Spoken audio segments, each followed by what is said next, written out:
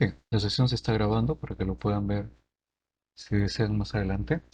Entonces estamos viendo ahí el PPT, tenemos características de los materiales, tenemos que hablar un poco sobre propiedades de materiales, cómo se valoran esas propiedades de los materiales. ¿Ya? Entonces, avanzamos. En pantalla estamos viendo un proceso que se conoce como repulsado, que es un proceso de deformación plástica. ¿Qué diferencia había entre deformación elástica y deformación plástica? ¿Quién se acuerda? Lo hemos discutido en la clase inicial.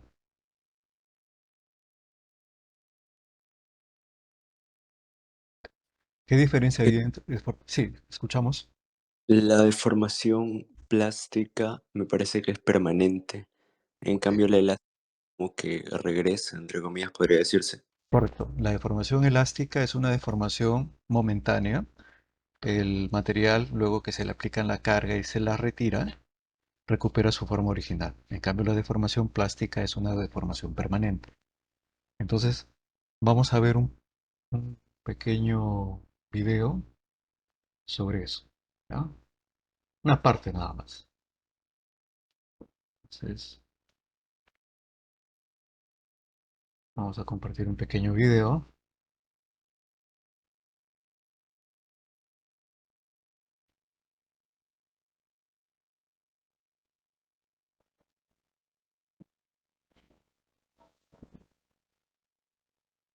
Vamos a ver cómo compartimos con esta opción de reunión.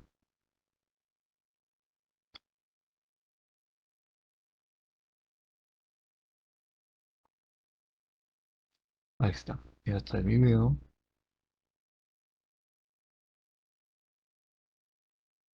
Ahí está. Entonces, jóvenes, ahora sí estamos viendo un video. Confirmen si escuchan el audio.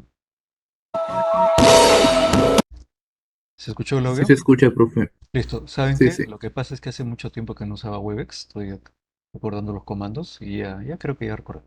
Bien, entonces miren, ahí estamos viendo a un especialista que fabrica ollas de aluminio y parte de un disco de más o menos unos 70 centímetros de diámetro para fabricar una olla. Pero miren, parte de un disco de aluminio de 2 milímetros de espesor más o menos y finalmente va a obtener una olla. Entonces vamos a ver cómo lo hace. Oye,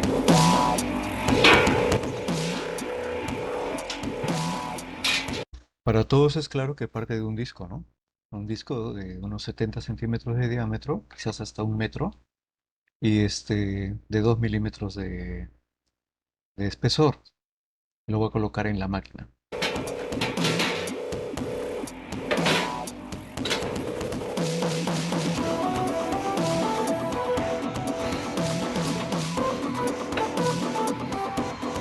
Una vez que lo coloca en la máquina y lo sujeta con mucho cuidado y prepara las superficies, va a proceder al proceso que se conoce como repulsado. Para eso va a usar unas herramientas. Ahí está preparando la plancha, todavía no la deforma.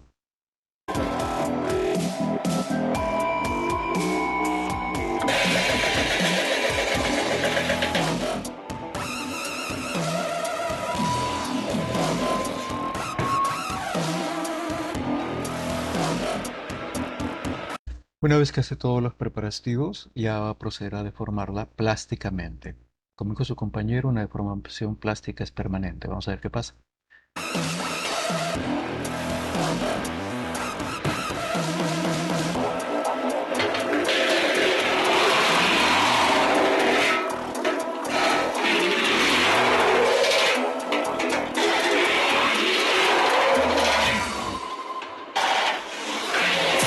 De lo que era un disco, ya no es un disco más, sino se está convirtiendo en una especie de tronco cono, ¿no? O un tronco cono. Ya no es plano el disco, ya cambió de forma, entonces ya sufrió una deformación plástica.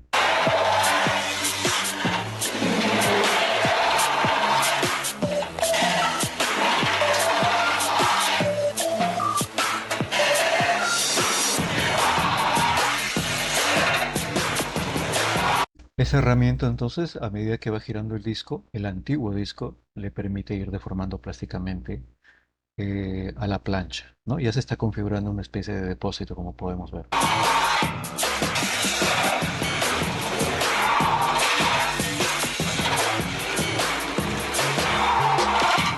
Entonces, miren, la olla ya está casi lista, ¿no? Si avanzamos un poquito más el video, continúa con el proceso de deformación plástica, intercambia algunas herramientas y ya está casi lista.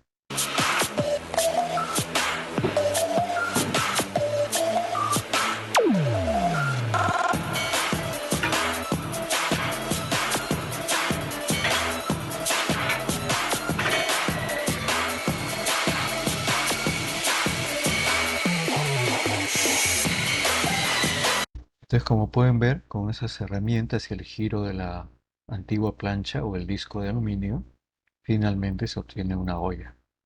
Como podemos ver, ahí la está extrayendo ya está haciendo los procesos de pulido en la superficie y ya va a proceder a retirarlo.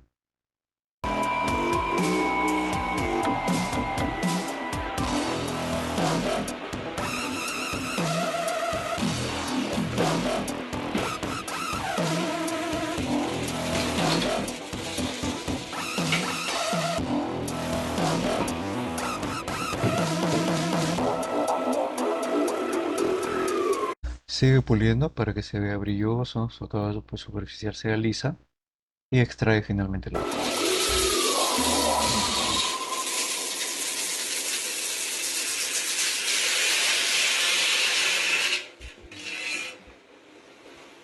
Listo, entonces para todos quedó claro que partió de un disco plano y ahora se convirtió en una olla con una forma completamente diferente, ahora es un depósito, ¿correcto? Entonces este es un caso de deformación plástica. ¿Por qué vemos esto?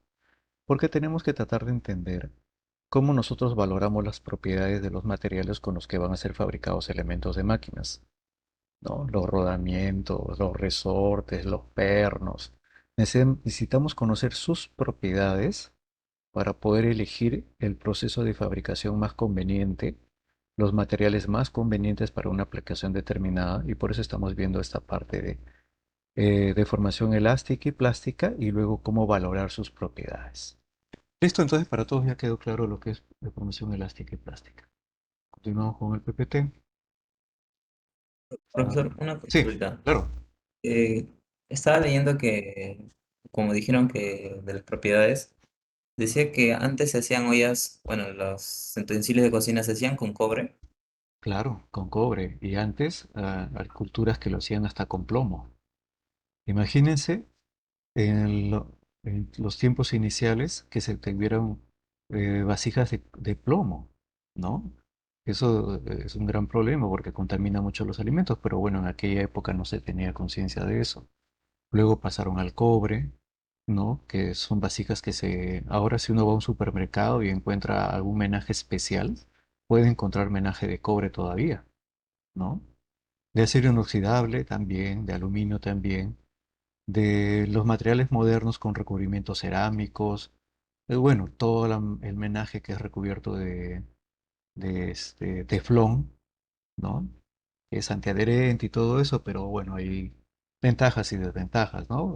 Cuando se pierde el teflón que recubre a todo ese menaje, el teflón que se va desprendiendo pasa a los alimentos y así, ¿no? Entonces hay que evaluar bien qué menaje uno va a utilizar. Pero lo que interesa acá es entender qué es deformación elástica y plástica. Y ya hemos visto un caso de deformación plástica. Y yo les pregunto, si tuviéramos que fabricar esa olla con un disco de acero inoxidable y un disco de aluminio, ambos del mismo espesor de 2 milímetros y el mismo diámetro, ¿cuál de los dos va a requerir más, digamos, fuerza para hacer las deformaciones si es que el proceso es manual, como hemos visto en el video? ¿Cuál El creen ustedes? acero, El el acero acero, por su inoxidable, ¿no es cierto? residualidad. Eso. Entonces, nosotros necesitamos valorar esas propiedades para entender cuáles son las capacidades del acero, el acero común o acero al carbono, del acero inoxidable, de las aleaciones de cobre, del aluminio, ¿no? De los latones, que son aleaciones de cobre, o los bronces, que son aleaciones de cobre también, para poder conocer cómo podemos procesarlos para fabricar componentes. Por eso estamos viendo esto. Bien, una vez que ya vimos este pequeño video, vamos a entender. Miren el tema, es bastante. Al finalizar la sesión, el estudiante tiene una visión panorámica. No vamos a entrar a detalles. La idea ahora es tratar de ver la mayor cantidad de temas, porque es probable que muchos de ustedes no han tenido contacto con los que son procesos de tratamiento térmico, por ejemplo, proceso de recubrimiento galvánico, o algunos todavía no han visto los procesos de manufactura comunes arra- de, de arranque de viruta o de conformación. O de repente algunos no conocen todavía los materiales, ¿no? El- entonces, para eso es esta sesión, tratar de ver la mayor cantidad de cosas de manera como visión panorámica, dado que nuestro curso es elementos de máquinas, y todos los temas se van a refinar en los siguientes cursos, por ejemplo, el proceso de manufactura, en cálculo de elementos de máquinas, un curso de séptimo, octavo ciclo para la mayoría de ustedes. En ciencia de los materiales se va a ver con bastante cuidado lo que es tratamientos térmicos y termoquímicos. Es decir, ahora lo que tenemos que ver es de manera eh, como una visión panorámica de todo para poder conocer, ¿no? Al menos los términos y ponernos todos iguales, ¿no? Esa es la idea. Sigamos. Deformación elástica y plástica, ya lo hemos discutido. Nos vamos a concentrar en las figuritas que están acá, que tienen forma de cilindro. Entonces, miren, lo que está en azul es la pieza originalmente. Si tengo una pieza cilíndrica, maciza, ¿no? Puede ser una barra de acero, una barra de aluminio. Si la tracciono con una carga F, miren las propiedades, las características de esa carga. Esta carga F es axial y es también perpendicular a la sección transversal de la barra, ¿correcto? Si la traccionamos, se va a alargar a costa de el diámetro. Lo que está en azul punteado es el original. Al traccionarla, se alarga un poquito y se reduce el diámetro. ¿Correcto? Igual acá. Partimos de la figura en color azul y cuando la comprimimos, se acorta y aumenta el diámetro un poco. Entonces, este tipo de condición de carga donde la fuerza es normal a la superficie, nos va a dar esfuerzos que se conocen como esfuerzos de tracción o compresión. Y los esfuerzos nominales, como pueden ver ahí, es la fuerza que es perpendicular a la superficie entre esa superficie. Entonces, ese esfuerzo pasa a llamarse esfuerzo normal y se usa la letra sigma para eso. También aparece lo que se conoce como deformación unitaria. Usa la letra epsilon, que es la diferencia de longitudes entre la longitud inicial y entre la longitud final y la longitud inicial. El sub 0 para nosotros es la longitud inicial. Acá debe ser LF de longitud final, ¿correcto? Entonces la deformación unitaria es el cambio de longitud entre longitud inicial. Pregunta, esto de deformación unitaria puede ser positivo o negativo? ¿Qué dicen ustedes? Analicen las figuras y la definición de deformación unitaria nominal. Deformación unitaria nominal me Pues falta. también puede ser positivo por el estiramiento. Claro, cuando se estira es positivo y cuando se acorta es negativo porque la longitud final en el acortamiento es menor, ¿no? Supongamos que medía 100 milímetros y se acortó hasta 95. Si es compresión sería 95 menos 100 entre 100, entonces nos saldría un valor negativo. Entonces, las deformaciones unitarias pueden ser positivas o negativas dependiendo si se estira o se acorta. Y los esfuerzos, de acuerdo a convención internacional, son positivos si es a la tracción y son negativos si es que es compresión. ¿Correcto? Bien, por el momento nos concentramos en esto, en el esfuerzo de tracción. ¿Ya? Sigamos. Concepto de formación elástica, ya lo hemos dicho, ¿no?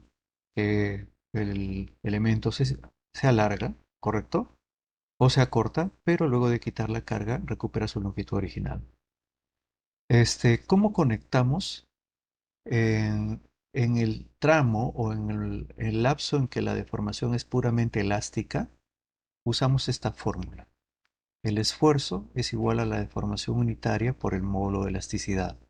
Vamos a ver una figura, nos va a ayudar a entender esto. Ya tenemos una figura. Primero partimos de una gráfica fuerza-alargamiento, como cuando hicieron el laboratorio del resorte en física. Le ponían una carga, el resorte se iba estirando un poquito más y así es cierto? Y salía una línea recta. Entonces, la mayoría de metales, cuando se les hace el ensayo de tracción, experimentan un tramo de fuerza versus alargamiento en línea recta. ¿Cómo convierto la fuerza en deformación unitaria dividiendo la fuerza entre la sección transversal? ¿Cómo convierto el alargamiento en deformación unitaria dividiendo el alargamiento entre la longitud inicial? ¿Correcto? Entonces, como esta es una curva que pasa por el origen, es como si fuera una recta. Si este fuera el eje X y este el eje Y, la curva de una recta que pasa por el origen sería Y igual M por X, donde M era la pendiente, ¿se acuerdan, no? Entonces, como esta es una curva que pasa por la recta también, ¿E quién viene a ser? Este es el módulo de Young o módulo de elasticidad, pero en la gráfica, ¿qué nos representa este valor E? Considerando que es una recta que pasa por el origen. ¿Qué viene a ser el E?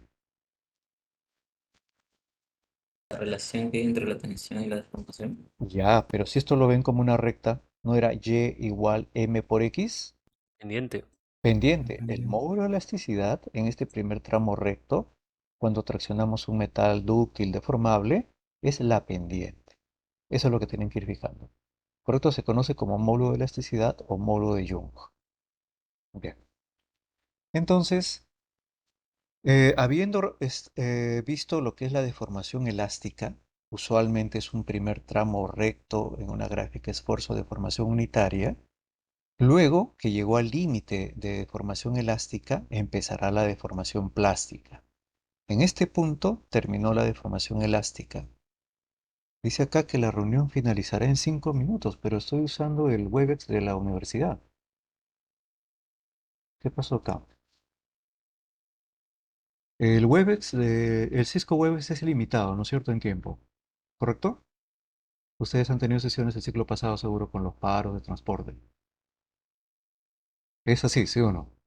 No debería ocurrir, pero No, me refiero cuando el ciclo pasado hubo algunos paros de transporte y todo eso, y hicieron alguna recuperación de clase, me imagino, usando esto, ¿no? sí, pero Claro, pero las clases eran con tiempo ilimitado, ¿no es cierto? sí, Ya, limitado. entonces yo voy a mandarles otro link conectándome al Webex, pero de la universidad, que me comentaron que era tiempo ilimitado, ¿ya? Porque esto ya se va a terminar, Sí, ¿no? Listo, entonces ustedes les envío el link al WhatsApp y continuamos. ¿Ya? Salimos un ratito.